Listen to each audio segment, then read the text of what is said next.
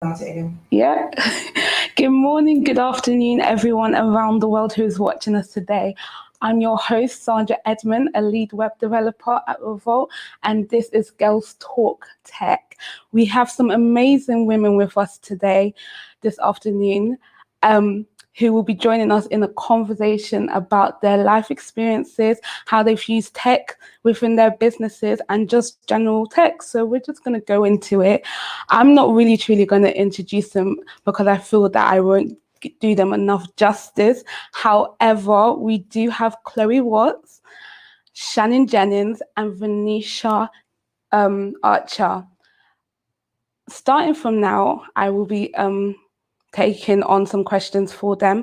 And if you have any questions, please leave them to the end and we'll go through them as well. So let's get into it. Ladies, I'm going to start with Chloé. Hi, Chloé. If you want to come over me. Hi. Yeah. Amazing. And my first question for you, Chloé, is just to pretty much explain what you do, your day-to-day, and how you've pretty much found yourself in this position. Sure. So thank you so much for having me. So my name's Chloé Watts. I'm the founder and CEO of a company called Chloé Digital, and we provide tech support and digital strategy to influencers, specifically influencers who are looking to scale their content-based businesses, to really not just be seen as talent for brands, but to be seen as the CEO and the entrepreneur to their own business that they want to scale and be successful. I've been doing this for a very long time. You know, how I could eloquently say what the business is today wasn't what it was many years ago when I started it in 2014. Things have changed. The industry has grown, but I've very much loved what I've been doing in the last 7 years I've been doing it. Which is a blessing. And you said my day-to-day. My day-to-day is very different. I'm sure the ladies will agree that, you know, running a business, your day-to-days are always different, but they're always very high pace. Lots of highs, lots of lows, but I wouldn't have it any other way. Amazing. Thank you so much. And just to either Venetia or Shannon, whoever wants to go first, just the same as well.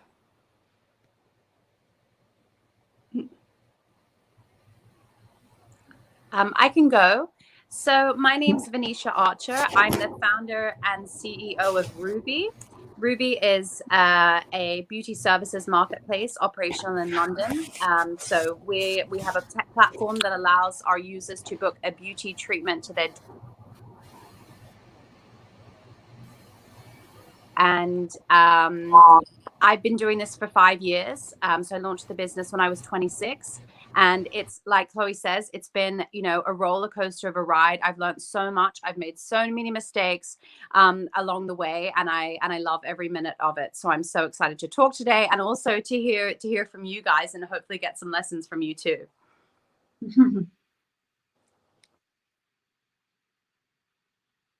Yeah, so I'm Shannon Jennings, and I worked in influencer marketing, social media, in fashion e-commerce for the last 7 years. I set up a business called TheCLCK in 2016, which was a fashion influencer platform, and we had loads of top fashion influencers join and worked alongside brands such as Topshop, Pretty Little Thing, and many more. Now I currently manage all influencer and social at the Very Group. So that's a short overview into me.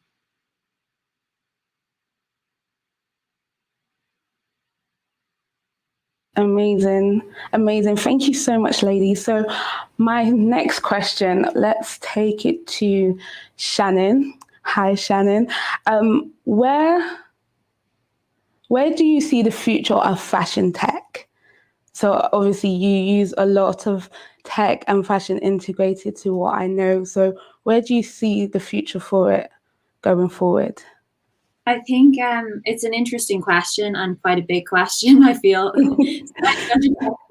No, I think it's it definitely is something I've thought about. I think fashion tech can mean so many different things, can't it? Like, it can mean the clothes you wear, it can mean digitalization of the stores. But for me, I suppose I was always interested into like using fashion in like a digital context of like, how do you shop online and how can we use social media to change kind of the fashion space, and how we see Instagram changing fashion trends as well. So I think the future, I don't have a direct answer for you. I wish I did, but I think for me, I would see social commerce using Instagram, TikTok, Clubhouse now, all those kind of platforms become much bigger in the scale of influencing how we shop online. Amazing. Thank you so much for that answer. I do believe that in terms of technology as well, we do see it in a lot of different industries. So, and because of the way technology is going, it's very in the case of we don't know how far we can go with technology as its own, but also the integration of it within different communities and industries, such as yourself, such as beauty as well. So my next question is actually for Venetia. I saw, hi Venetia, I Hi. saw that you took a degree in geopolitics. Am I right? Yes. Yes, you are. Amazing. So from geopolitics, how did you end up where you are now, where it's kind of like beauty and tech put together? Because they're very two different things, I would say. I may be wrong, but they are very two different spectrum of industries. So please explain. You're absolutely right. I think I might be the only person in beauty tech who started her career in geopolitics and actually specializing in Somali piracy. If anyone else has done that, I'd like to know, because maybe there's more crossover than I think. But I studied international relations at university and, was always passionate about it. And I began my career, as you do at 21, you sort of go into what, sort of naturally comes next after your education. And for me, that was geopolitics. So I worked in a private security company and found myself intrigued and fascinated by the world of Somali piracy. So I ended up actually moving to Kenya, looking into that more deeply. And it was a great ride. And for me, the thing that always motivates me is learning. I always want to be passionate. I always want to be learning. I came to a point in my career where I felt like this wasn't necessarily completely aligned with me as a human being, and I wanted to do something slightly different. My family is a family of entrepreneurs. I think it's in my blood. So I was, for a while, maybe a year, a little bit more thinking, what am I going to do? What do I want to create? I knew I wanted to work for myself. And so I had a whole host of ideas, some of which were better than others. I'm really glad I settled on the beauty bookings app. I think it might be the best one of them all. And so I very, at the age of 26, thought it was just a great idea to set up this company, and I sort of dove in. So I guess I'm an example of someone, Chloé. Chloé and I know each other, so I know a lot about your background, Chloé. And Chloé's tech right from the get-go, whereas I'm quite different. I had to learn on the job, and so I did what I could to educate myself as quickly as possible. I brought, and spoke with a community of people who knew more than me about technology and about building technology businesses, and sort of went from there. And it's been 5 years, as I've mentioned. So I've learned a lot on the way. And I guess that's kind of in a nutshell, that's how I am where I am. But what I always like to say off the back of my story is, for those of us out there who don't necessarily have a background in an industry that they want to go in, whether it's tech or something else, there's always a way to jump, and there are always parallel learnings that one has. So, you think, how the hell does one bridge Somali piracy with beauty app, and building a business of one's own? But I think there I really learned about how to answer questions that you have no idea where to start from. So great challenges like, how do I resolve this conundrum? So I had an energy about finding solutions, and that has stayed with me with Ruuby. Wow. Yeah. Wow, amazing. Thank you so much, Venetia, for that. And alongside that and yourself, I have seen and witnessed experience of people going into different industries from starting. Some people would be nurses, some people would do geopolitics, such as Venetia. I think that's the beauty of tech. I don't know if you guys will agree that it doesn't matter your age, your background, where you started, and things like that. You are able to get into this industry, even if you're only using a certain percentage for business or if it's the whole full force of it all. And I believe that with that, like, no one should be afraid. I do believe you guys would agree, but no one should be afraid to actually get into this industry, especially the way the world is moving at the moment. So I will take it to Chloe for my next question. Hi, Chloe. I just wanted to know what motivated you to make a platform like Chloé Digital? Thank you. What motivated me? Oh gosh. What motivated me in the beginning there, and I think still stands now, was that I taught myself how to code as a teenager. And yeah, you might be surprised that I was very geeky and I loved it. I loved that I was able to write something and then I was able to create something off the back of it. I found it to be really, really creative, and unbeknownst to me, other people didn't see it as a creative field so much at the time. But for me, I thought it was like the most creative thing that you could do, because I was spending so much time on the computer. You know, after school, you'd come home from school and then you go on the computer to go on MSN Messenger and talk to your friends. Like, I was just on the computer all the time. And I love the concept of, like I said, being able to write something and being able to create, and that freedom it gave me, freedom of expression, to be creative. And that feeling that it gave me very, very young, about 16, it became like quite a passionate for me to be able to replicate that feeling of tech being empowering for others, and not necessarily just coding, but using tech to actually produce and create something, and then create a better impact to in the world in some way. So because it was able to do that for me, as I kind of grew and I started to have friends who are bloggers, and they were then trying to connect with people via their love for fashion, but they were doing it via tech. They were doing it via their blog, and they were struggling with the blog side of it, because they knew the tech side was important and they wanted to have an understanding of the tech part, but they thought they needed to be mutually exclusive. You know, you either know how to do one thing or know how to do another. So for me, it was very much about, like, how can I show other people that there is a creative side to being within the tech space, and it's not this stereotype that you might have seen in the media. Of course, and that is the beauty of it. I love that that there's always this stereotypical ideal per se of who a tech person should be. It's a very male dominated industry. Let's be honest, but funny enough, we've all found ourselves within the industry anyway. And even though the percentage of it is small, it is a growing percentage. And I think it's really good that we are challenging the supposed norms of who a tech person is in our day-to-days in general. So yeah, that is amazing. Thank you so much for that, Chloe. I'll take my next question to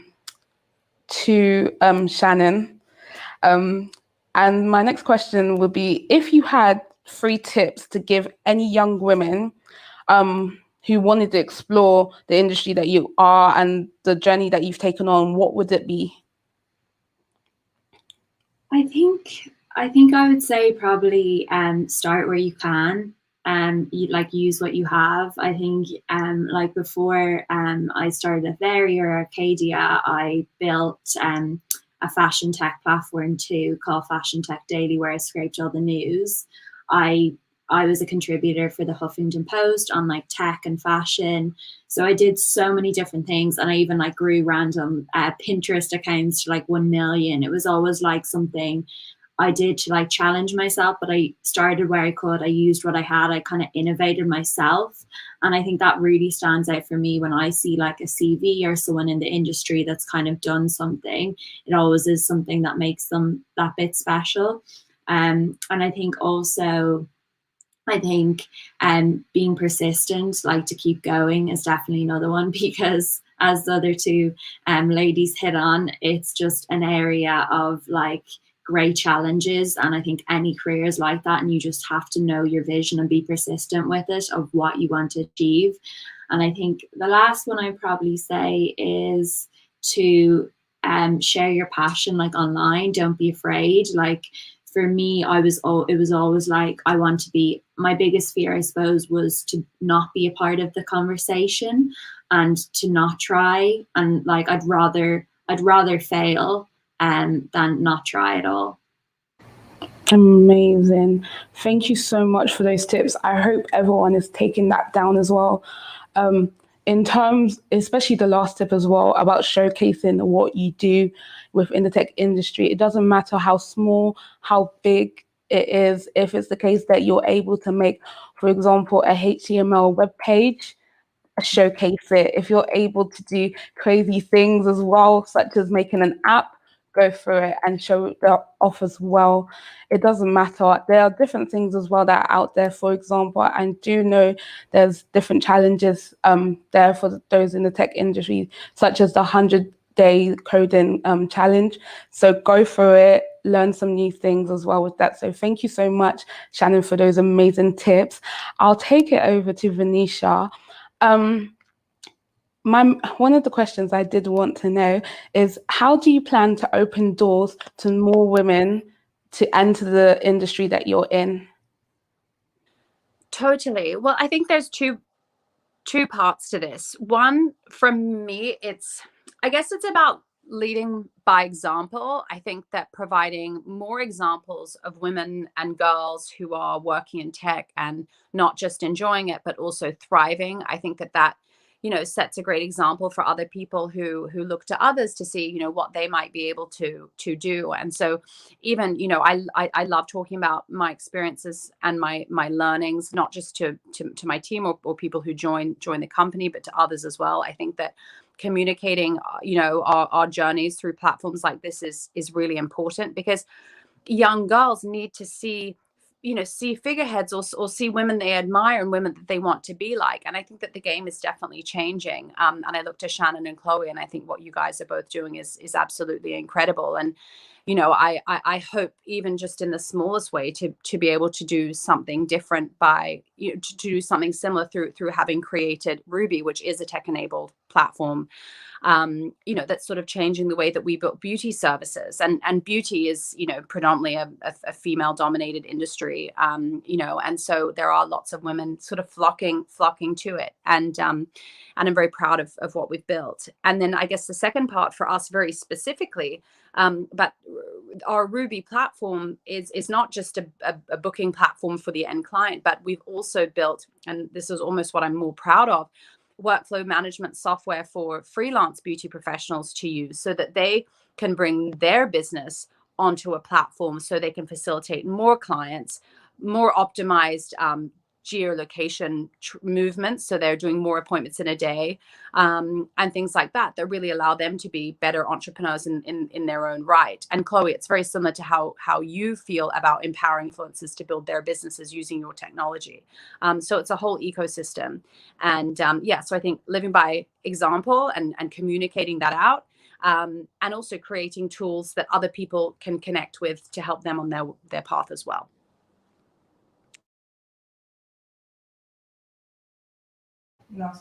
Amazing. Thank you so much, Venetia, for your answer on that question.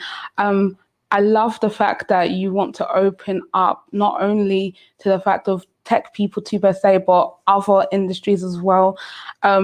Please, if anyone do have any questions, I must express this. If anyone do have any questions, please make sure to put them in the comments in YouTube, and we will get to them as well. But Venetia, I do love the fact that you want to open up opportunities to not only those in the tech industry, but those in the beauty mountain as well. And I think that's the beauty of actually having integrated industries in that sense, because you're not just helping one cohort of young people, you're helping like multitudes of them as well. And I think that's great as well when it comes down to having your own business, because when you have your own business, it's kind of like you're the boss, you're the CEO, you're the founder, therefore you're able to create opportunities for others that you may or may not have had when you were coming up. So thank you so much for that.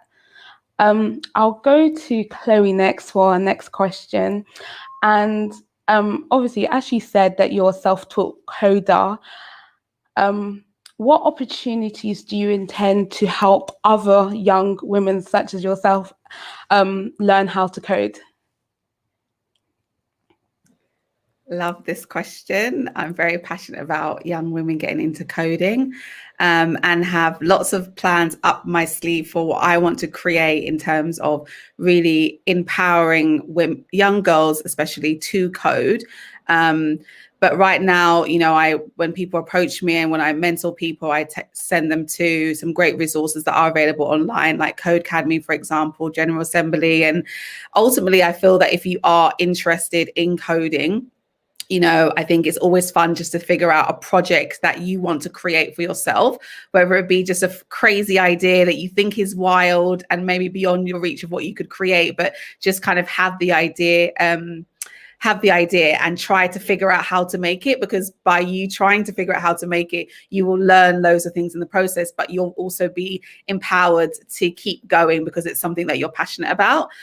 So for me, yeah, it's about kind of sharing the resources that are available at the moment, but do have plans to, in the future, create my own setup whereby I am empowering and helping actually young girls get into coding. But there was a question you mentioned earlier that I kind of wanted to touch on with people in tech. And I think that regardless if you are interested in learning how to code or not, I do think now it's very important for everybody to have some level of computational thinking, because, you know, where we are now in the world, especially now after COVID, where everything had to go remote, everyone had to rely on technology. It's like you don't really want to be left behind just being a consumer of the tech, and consumer by you going on social media, you're going on Clubhouse, going on all these things. Like, you want to be able to understand a bit of the thinking behind the creation of these things, so that you can be on the other side and be a producer of one of the biggest things that will change our lives for the future. And, you know, just how you've mentioned how we have these roles, these hybrid roles where we're bringing together fashion and tech, beauty and tech, influencers tech, etc.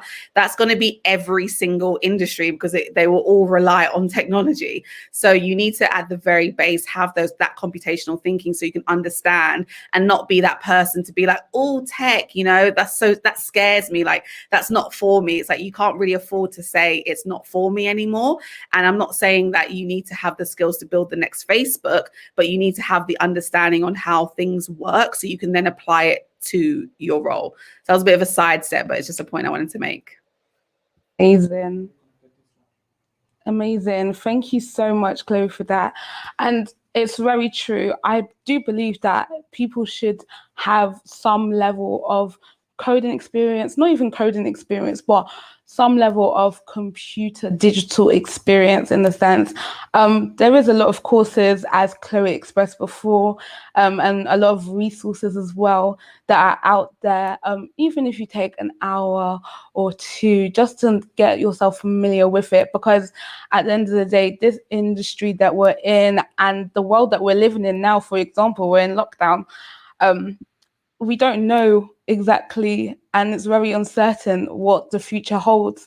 We may just be completely digital, which it seems to anyway go that way, but that is pretty much where it's going at the moment. So just take the time to actually get to know the digital side of things, pretty much. And I don't think, and the ladies can definitely agree or disagree, but I don't think you would not like it, in the sense.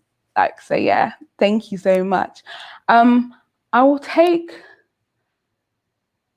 I'll go to Shannon again. Hi, Shannon. I have a question for you, and I just wanted to know, how important is online communities, and how exactly did you build yours so quickly? Yeah, I think, thank you. I think there's two parts to that question. So the first is how important. I think online communities are vital, especially if you want to start like a brand, or even if you just want a community in general. But I think it's much more than just building something. It's like you need to have like a mission, and it needs to stand for something. And with TheCLCK, when I started it, it was about empowering creators and kind of getting them involved and making them feel like there was a place to come where we were like a unit and really believing in them, because at that time a lot of brands didn't believe in creators. So that was why I originally at the time started TheCLCK. And moving on to your second question with TheCLCK, I didn't actually build it that fast. I think there's this perception of businesses and like I don't know, like Instagram profiles or anything like this, that someone just flipped a switch and everything grew really quickly. It took me years, and even before TheCLCK, I started it in 2016. About 2 years before that, I had built connections through my own personal social media of like top tier influencers that I already had relationships with. And then in the first year of TheCLCK, we did like different case studies of partnering with brands like Swarovski and holding events with brands like Sweaty Betty and loads of different top tier influencers. So that was kind of how it started. But yes, I hope that answers your question. Yes, it does. Thank you so much. Even based on what you were saying as well in terms of social media, this is pretty much a general question to anyone who would want to take it. But how has social media really influenced your businesses and the way that people perceive it in the sense? I'd say for me anyway, like Chloe with coding, like social media for me was like something I absolutely fell in love with. I thought it was fascinating. Like I remember I was saying to a friend a while ago that like just when Instagram came out, people didn't even understand how to type in Instagram. So it was something new I was thinking and experiencing life, I suppose, and connecting with different people. So that was social media has always been something that really valued. Amazing. Anyone else who would be able to answer for us? I can answer. I think I also personally love social media. I remember when I first got Facebook. I remember when I first got Instagram. It's all, it's there's good and there's bad, and the good is, there's a lot of fun to be had. But also from a business perspective, I'm so grateful to the platform, and I'll talk about Instagram here for the business. And Instagram's changed and evolved a huge amount. But I remember when we first launched, influencer marketing. I mean, there probably wasn't even called influencer marketing, but we do a little bit of that, and it just skyrocketed because it wasn't so saturated. And so in the early days, it was incredibly helpful at building the message out in a very inexpensive way, and it's since evolved, and we've evolved alongside it, and we still use it, in those traditional ways through influencer marketing and just general communication. But also now, I mean, it's just the hub for our community. Community building is so important, as you've all touched on, for any business, in today's world.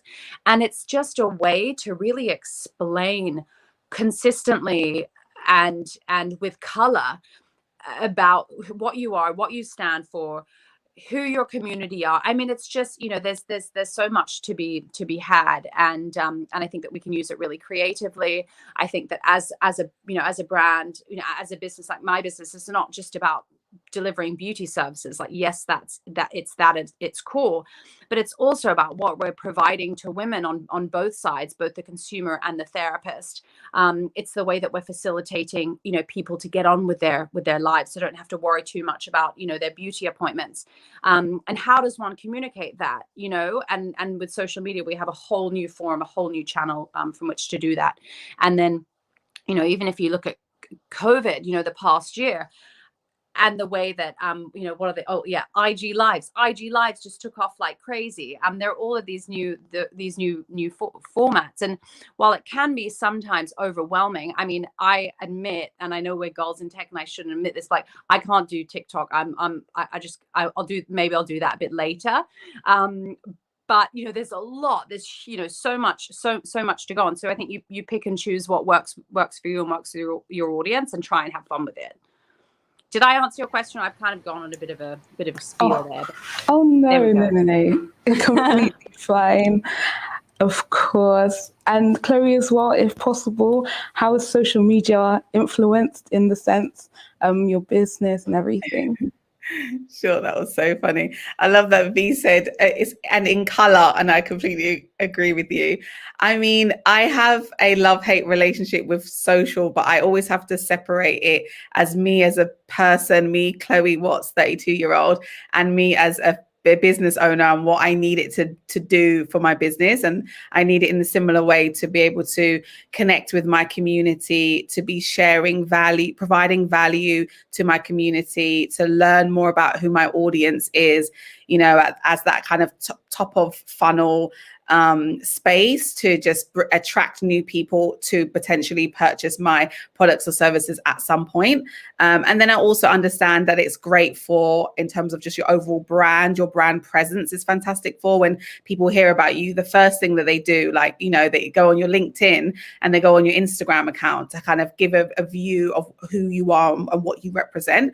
So I understand its importance there for branding, whether that be personal branding as the CEO of the company, but also what we stand for as a business as well. And because I see it from that lens, I'm able to kind of manipulate it in the way that I need it for, in order to serve the business. But yes, I also do enjoy a beautiful aesthetic. I love being able to show off our brand in a different way than we do in other places. With Instagram, for example, even now, like with Venetia, TikTok, I haven't kind of, for personal, I do go on TikTok, it's funny, but like I'm not necessarily doing videos on there.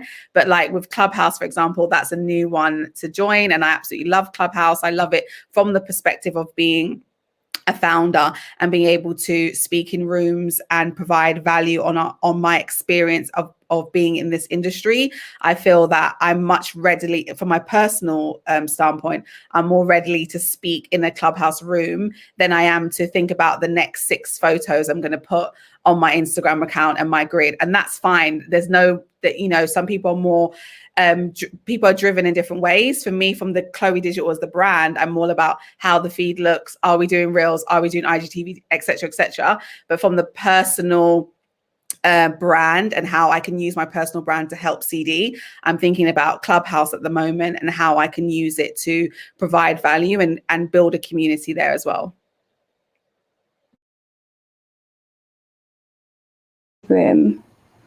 Amazing. Thank you so much all for your answers to all our questions. Social media has really truly played a big part on a personal level, on influencers levels, on a business level as well. And it's very interesting to see how it's grown, and also how crazy that we need it, in the sense, because now everyone's kind of hooked onto their phones as well. So it seems to be the greatest place to actually capture people, instead of doing the traditional things like having flyers, leaflets, and all those things. And it's very weird as well. If someone wants to see like a flyer or a leaflet, they want that digital as well, or sent to them by DMs and things like that. So having conversations with people online is actually a very interesting way of doing it, especially because like I remember it was always about like seeing people face to face and things like that.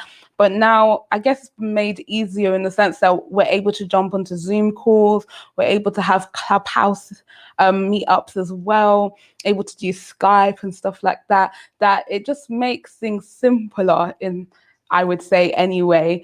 And it's just very interesting. My next question is for Venetia. Could you talk to us about the importance of networks and how you know that a client is the right fit for your business?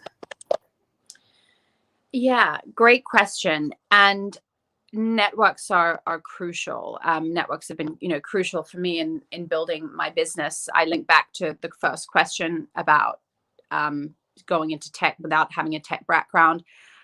Really, I managed, with my non-tech network to leverage certain elements of that to bring myself into a new industry. And so I think it's difficult. The word like networking has negative connotations, and I would not call myself a traditional networker, as it were, but I do think that having a kind of a nuanced understanding of the people that and the people that have kind of connections with what you're trying to build is really important. What's really important to me on the question of network is ensuring that those that you are speaking with or looking to work with in some sense or the other, that there is an alignment. I think that networking flows when it's with people who are of the same mindset as you. It doesn't matter if someone is, Mr. or Mrs. Perfect because they work in this industry and they've got that experience. If there's no personal connection, it's just not worth your time, and it might not necessarily flow in terms of introductions or opportunities or whatever it might be. And so I think for anyone starting out, it's critical, think about who you'd like to know, and try and meet them or reach out to them. Like Chloe, Chloe's just mentioned Clubhouse. Clubhouse is amazing for it. And to immediately be in touch with people who are in your space. And so the second part was about I guess alignment, or how do I find out if a client is right for me? Do you mean client on the business side? Yeah, so clients on the business side. So I think they decide if they're right for us. So our clients choose us. So I think that's about messaging, ensuring that our targeting of messaging for different demographics of client is well thought out. So with Ruuby, we've got three different client profiles. I mean, there are more, but people broadly fit into one of those three channels, and so we communicate along those lines, and that means that hopefully we're getting our voice out to the people who want to use us, who want to book their beauty treatments at home, whether it's young moms or busy professionals or internationals. Yeah, that's kind of how we do it. Amazing. Also, actually, this question, I guess, can also go out to Shannon and Chloe. How do you know if a client or an influencer or anyone who uses your platform is right to you based on the ethoses that you do have within your businesses? That's a good question. I would say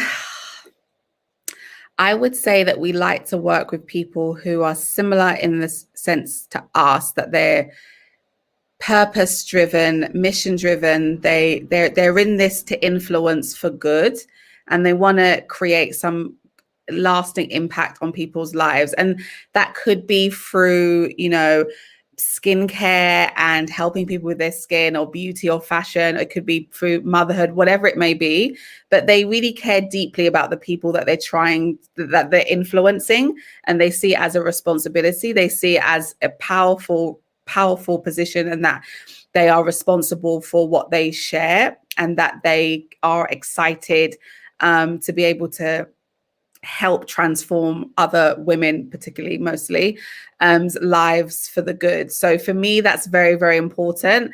We don't chase a paycheck. I just don't care deeply enough. Like if somebody says, oh, but this person, is a celebrity, or they've got this amount, they're going to pay it. I don't care, because like it never works out in the end. Like the same way influencers always say, oh, like I only work with brands that really speak and resonate with me. And the reason why they do is because people can see through it. And it's the same with a business. Like when you work with people that don't resonate with your mission, as a business, it never works out and you can't go to sleep at night because it just doesn't sit well. So yeah, we always work with people who kind of share that type of value structure as we do. Amazing. And Shannon as well? Yeah, I think there's different angles I could take, I suppose, but working at Very, because they're I think they're the second biggest e-commerce site in the UK. Managing those kind of influencer relationships is critical, like, and making sure they match the brand. Like, there's severe pressure on us to make sure that we select the right talent. And I think, as Chloe mentioned, it's just always making sure that they match our values, and we really speak to influencers in the same tone, and making sure they're nice to work with, they're nice to our team, and making sure they kind of, as well, of course, like, influence in a good way.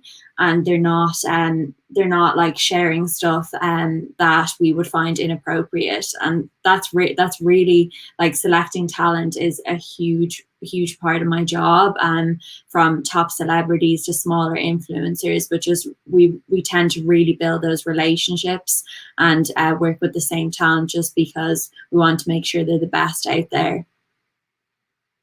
Amazing. Thank you so much for that answer.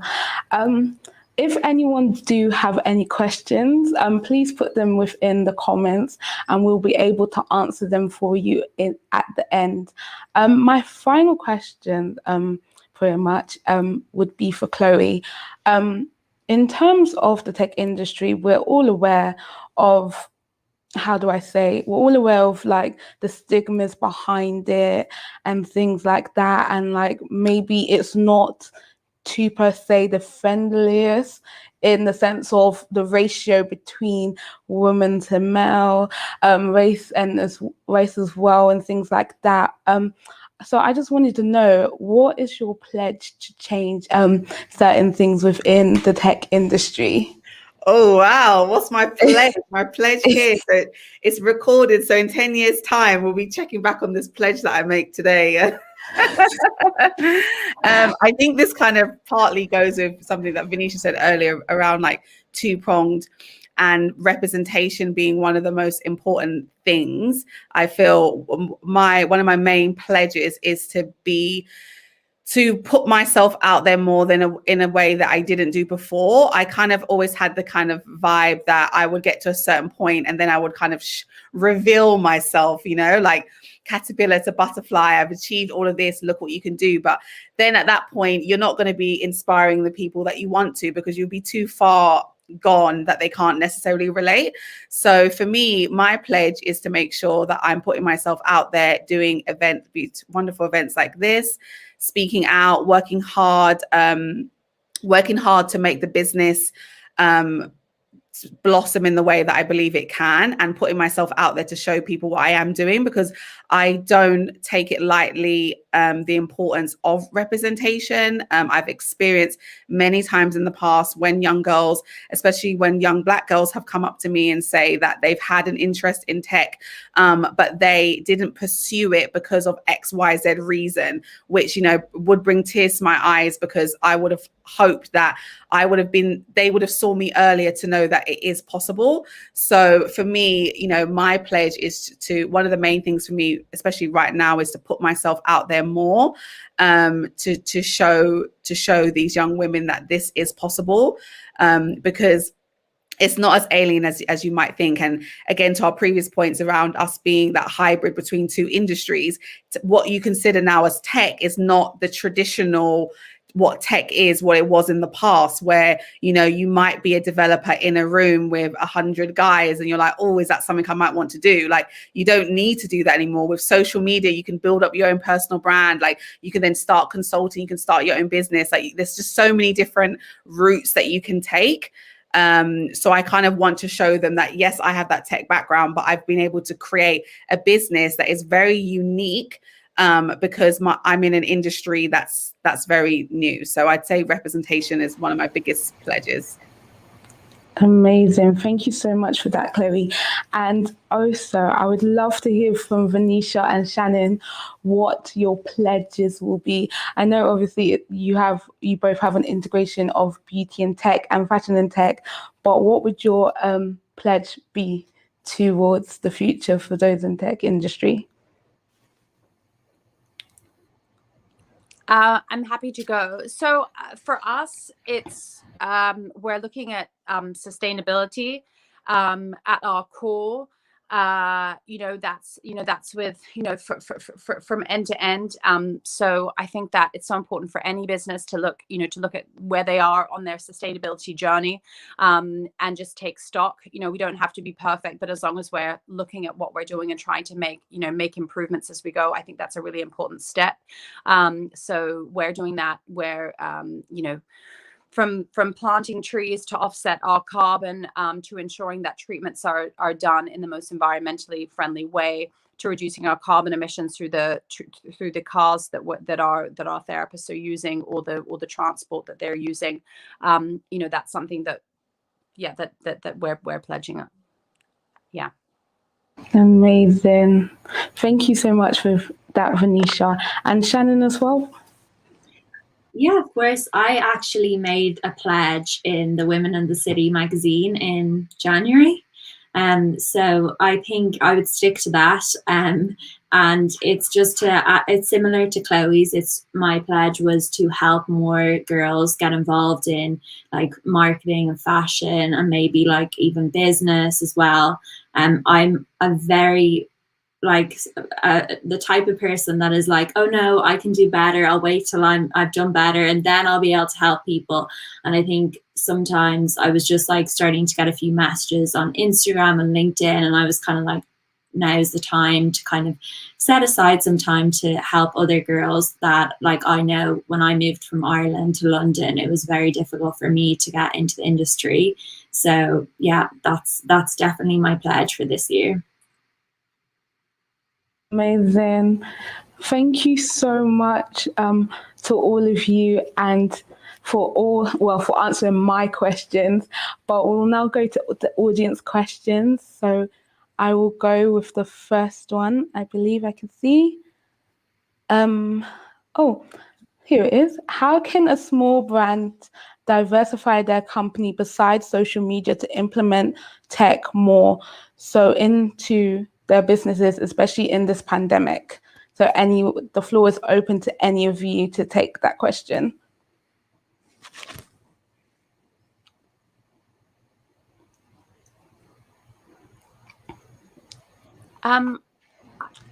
I guess there are so many amazing tools out there that are free or that cost just a small subscription that can really optimize your customer experience.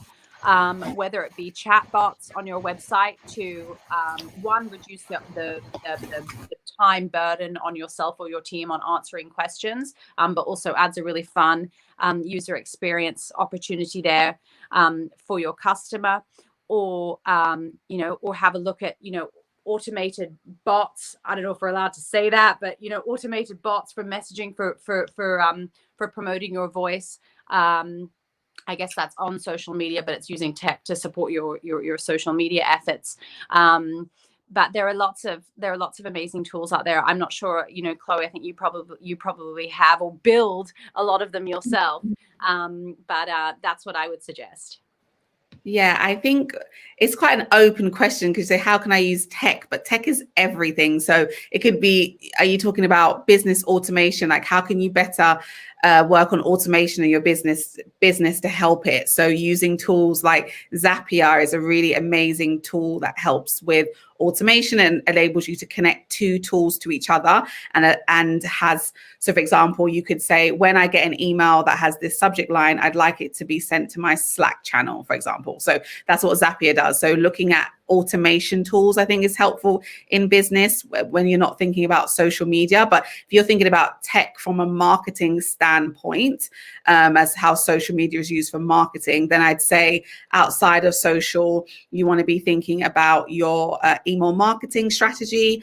That's super, super important. You want to find ways to funnel your social media audience to your an email list. So that gives you more information about the person, you know who they are, you know more details about them so that you can better market your products to them. I'd say also SEO, like no one likes to ever talk about SEO, but it's really important. Making sure that your site is optimized so that when people are searching for certain things, your business comes up with the result for what they're looking for. So when you're thinking about SEO, is you need to produce content on your website that answers the question that someone might be searching for on Google via your content. And then when they read that content, it's on your website, and then you can then funnel them to sell your associated product. So those are two different angles. I think tech is so wide, but hopefully I helped there.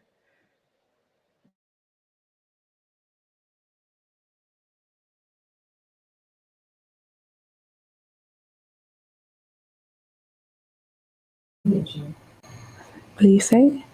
Amazing. Thank you so much for those answers. I believe we've got our next question on the screen. If you could, what advice would you give to your younger self?